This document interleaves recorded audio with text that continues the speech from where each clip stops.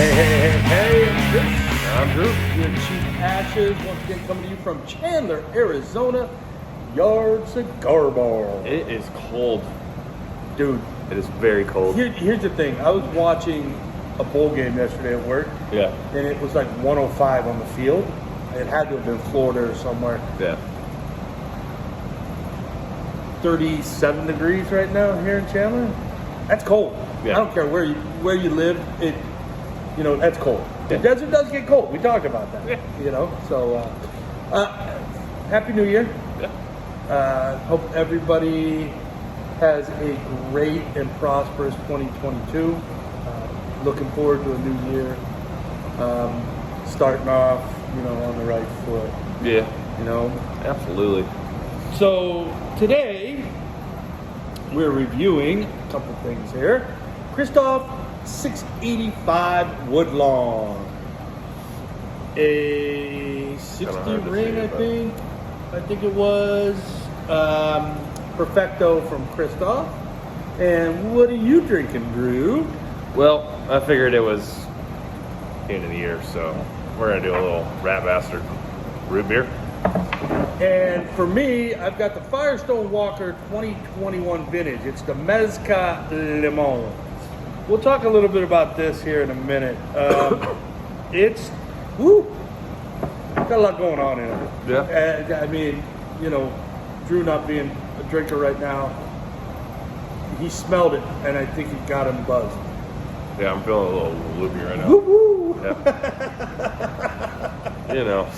So I'm a happy camper. My Buckeyes last night won an amazing thriller of a game in the Rose Bowl, beating Utah Utes in what I can describe as one of the best college football games I've seen in a very long time. Very nice. New Year's Eve, what'd you do? Anything special, or did you just hang out? Just hung out, listened to the rain. It was pouring rain. Oh my gosh, So, all day Friday. It was cool. Yeah. It was so awesome. When you live in the desert, rain is a big thing. Some of you may not understand this, but we are perpetually in a drought. We're in a drought at all times just because we don't get the moisture like a lot of states do. So for us to get rain in the valley, for days. it was a whole week. Yeah. And I think we got something like 3 or 4 feet in the mountains of snow, which is huge. That snowpack's going to melt off, run to our rivers, fill up our lakes. It's going to be really good for the state. Yeah. Kind of a little geography lesson here. Sorry, but it is what it is. Dude, this cigar, man. Well, first off, tell us a little bit about what it is. It is the 685 Woodlawn is where the founder of Kristoff, grew up until he was 21 years old. It's somewhere in the Chicago area, if I'm not mistaken. You're familiar with that. Yeah, somewhere in the burbs, I believe. Yeah, somewhere in the burbs. Its origin is Dominican, but it's got, what was it, I think I said Brazilian wrapper, if I'm not mistaken. Brazilian wrapper, yeah. Brazilian wrapper, Nicaraguan binder, then Nicaraguan, Dominican, and an unknown filler for it, Pretty pricey cigar. I thought we'd do something a little different today, being that it is the new year. Try something new and a little more expensive. Yeah. So we'll go back to this too, just to kind of show you guys what this shape is. Very old school Perfecto, like old school Perfecto. I'm looking at the cartoons where they're smoking cigars that explode. Oh my gosh, yes, that's what it reminds me of. And you look at the wrapper, very veiny, rustic. Yeah. I'm looking at mine now, and I hate to say it, but it doesn't look like it's a wrapper that should be on a $15 cigar. No, and we were talking about that a little bit before. The thing about that is it worth $15? What makes it worth $15? And because it's limited? Yeah, and why do people insist that this is worth $15 or that's worth $15 or So what are your thoughts on the actual cigar? The thing about that is let's go to that. Worth is what you make Yeah, what you're willing to pay for it. Yeah. If it's worth $15 to you, then it was worth $15. Mm-hmm. You know, it's all about what you're willing to pay. Yeah. This cigar from the first light up was pretty just blah. Yep. I kind of expected a little more pepper on the palate. Yeah. A little, you know, pre-light it was woodsy. You know, pepper. You get the pepper on the nose. You light it up, and you're like, okay, that was anticlimactic. Which is also, you know, interesting too, because if you look at the way that the cigar itself tapers, when you light it up, you're getting a lot more of the flavor from the wrapper, and then as you smoke it down, it starts to balance out a little differently. So you're getting more filler, more binder, and still getting a lot of the wrapper flavor, and then going back down to where you're getting more of the wrapper as you smoke down. So the fact that we got all these nose flavors, scents and everything, then you light it up and you get nothing, it's kind of showing you that it's coming more from the filler, I believe, on this. As you smoke it, maybe it's gotta be more of the filler. And man, I hate to bash, but it's disappointing to this point. Yeah. Hopefully it gets better as we continue to speak and talk. But it's kind of like, you know, if I'm paying $15 for a cigar, I want the really good quality stuff. Yeah. I just feel like this was just kind of put together, and they slapped a really cool looking cigar band with a cool name and story on it and called it limited. Yeah. Which, I mean, we, you know, there's plenty of other offerings from Kristoff. The GC. The GC is a great stick. I love that stick. And I feel like if you're going to make a limited stick, oh my gosh. Yeah. You got to go better with this. Well, then, you know, I'm assuming a lot of the cost of it, price-wise, comes from the unique shape. It does take a higher class roller to roll these versus a standard straight cigar. A lot more time, too. Yeah. You know, it does take time. And they come in a box of 10 cabinet. Yeah. I mean, they left nothing for the imagination in the box and the band. They're beautiful. Right. There's nothing that can be said bad about that. Presentation-wise, this is a gorgeous cigar. Correct. It is beautiful. And everything that he did, I just wish that they would have done a little more with the cigar itself. Yeah. As opposed to... It's not bad. It's just... I mean, it's not... If it was given to me, I wouldn't say no. Correct.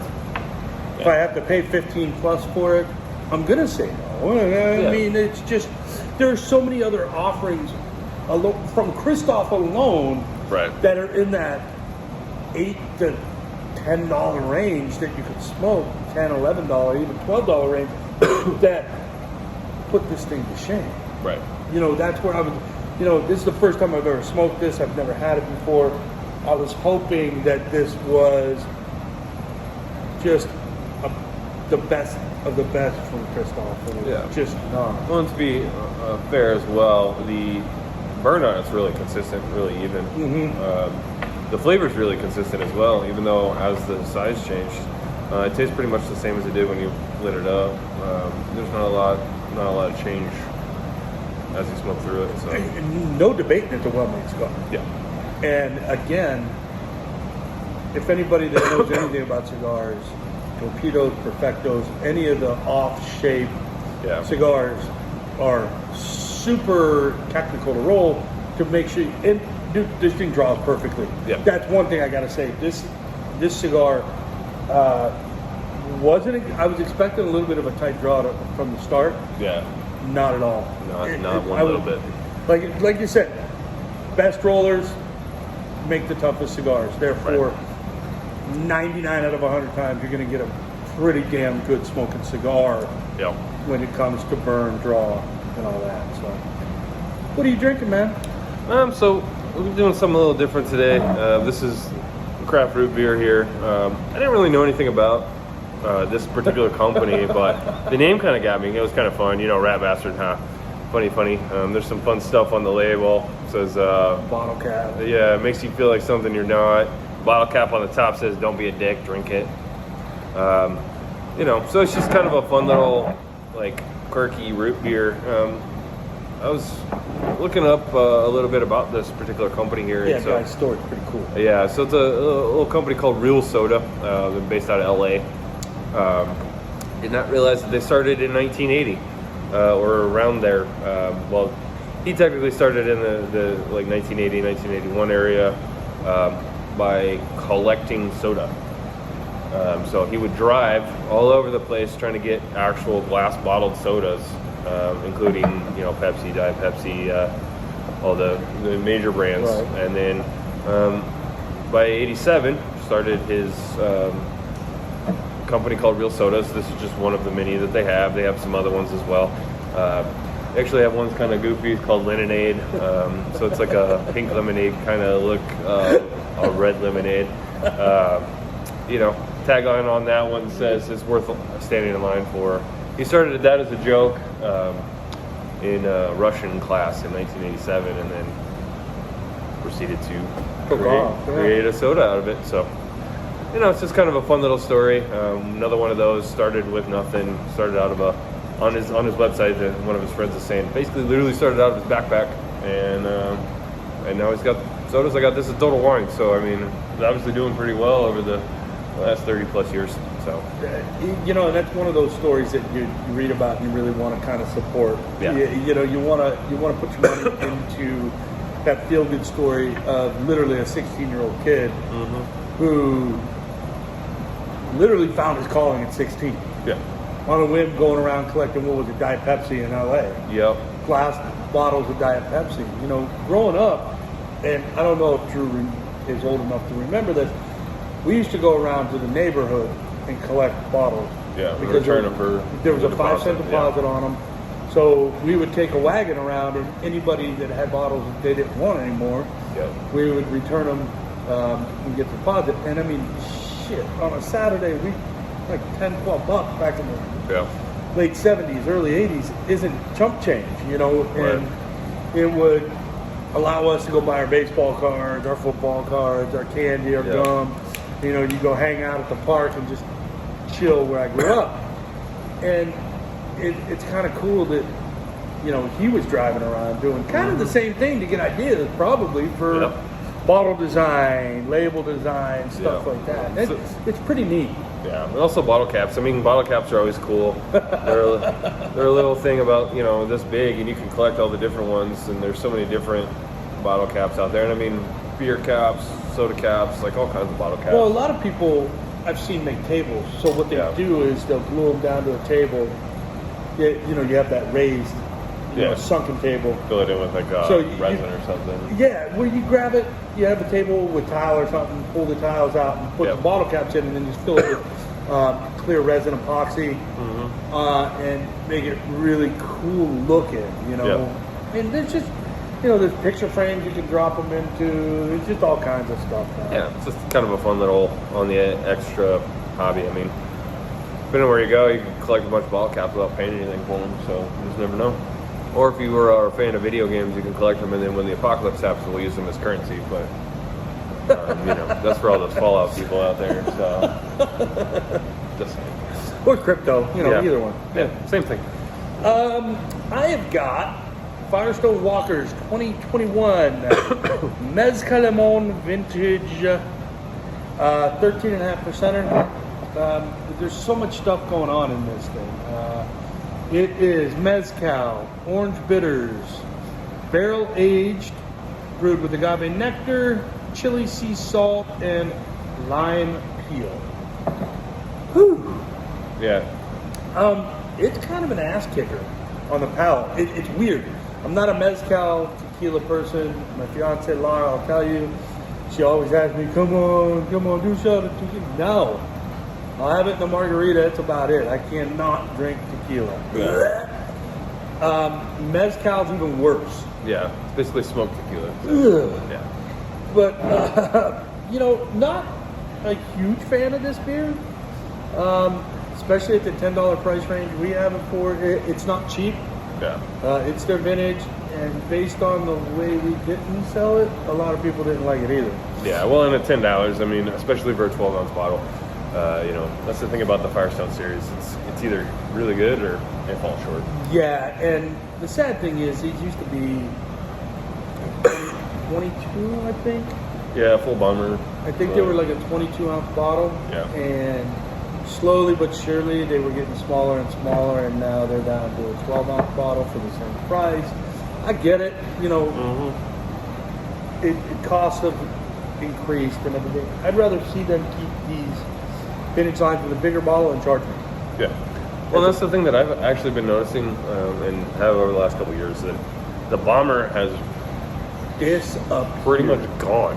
It's now become the 19.2 ounce can. Yeah. You know, it's the 19 ounce can where you're not seeing that bomber anymore. And I used to love the bomber. And the bomber was big with Stone and their specialties, like their smoked porters.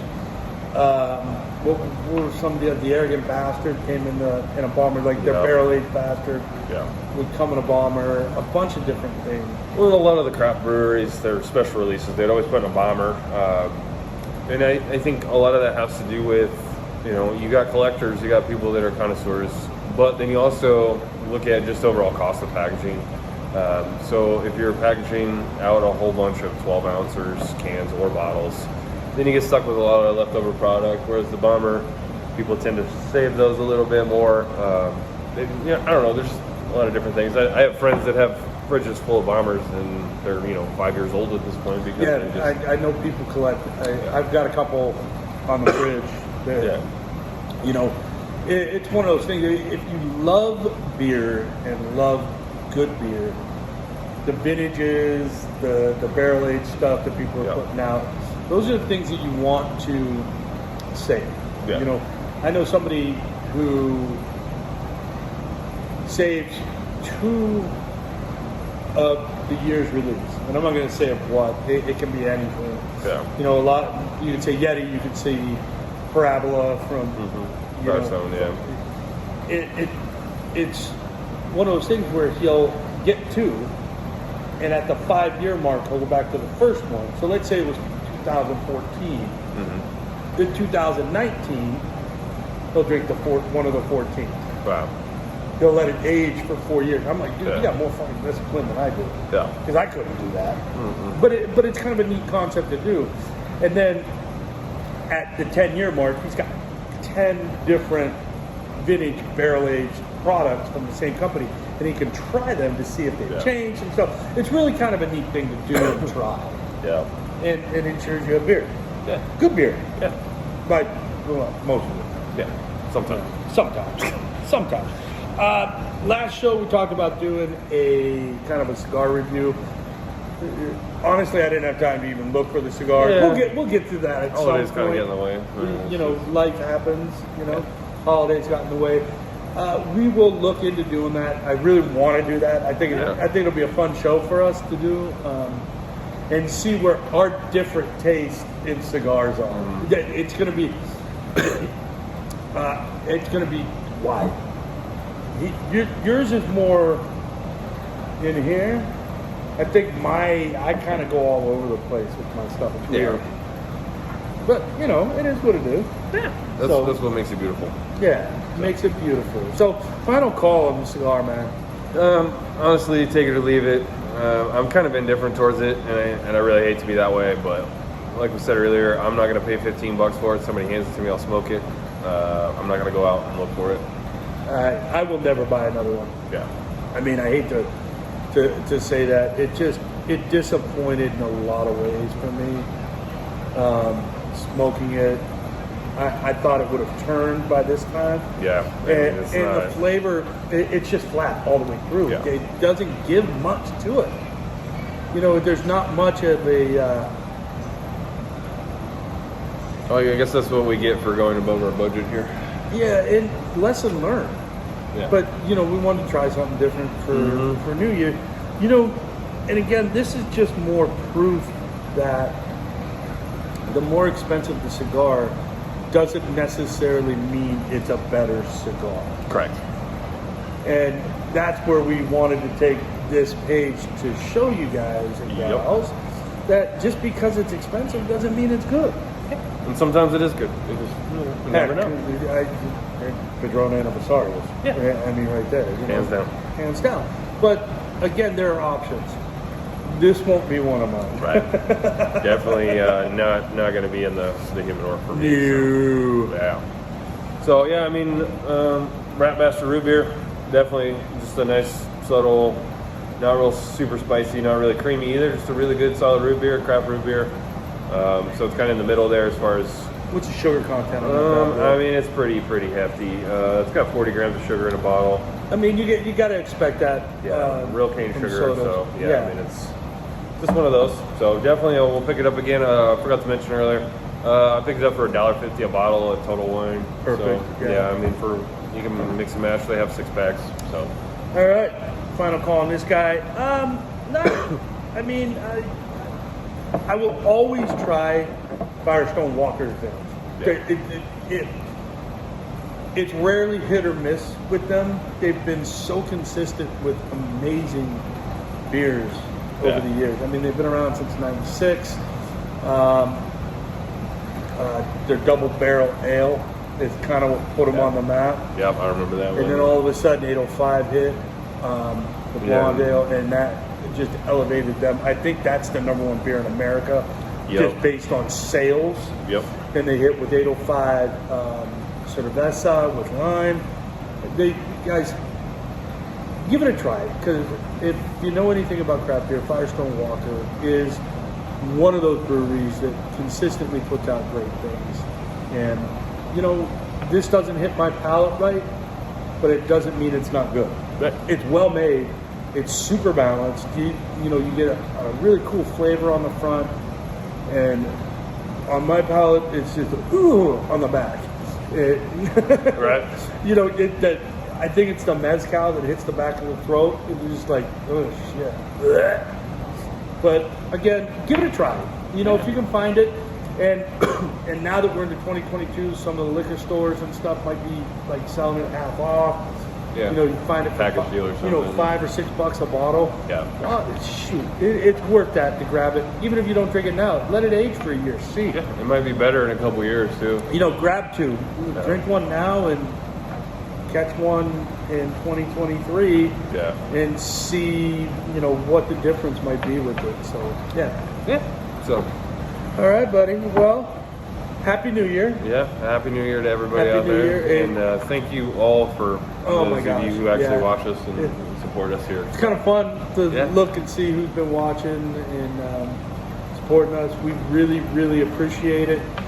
Looking for some really cool shit to come out in 2022 from us. Yeah, this year, I mean, you know, obviously we just started this last year in 2021.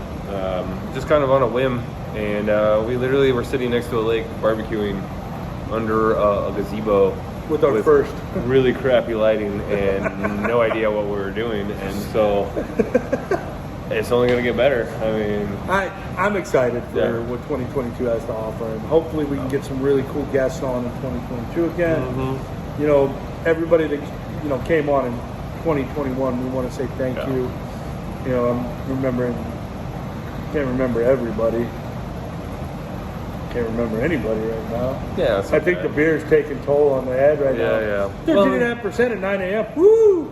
There you go. So, but thank you guys. We appreciate it. Like, smash the bell, follow us on. Follow us on Instagram, cheap_ashes, and stay tuned for more fun. Catch you guys See you next next week. week.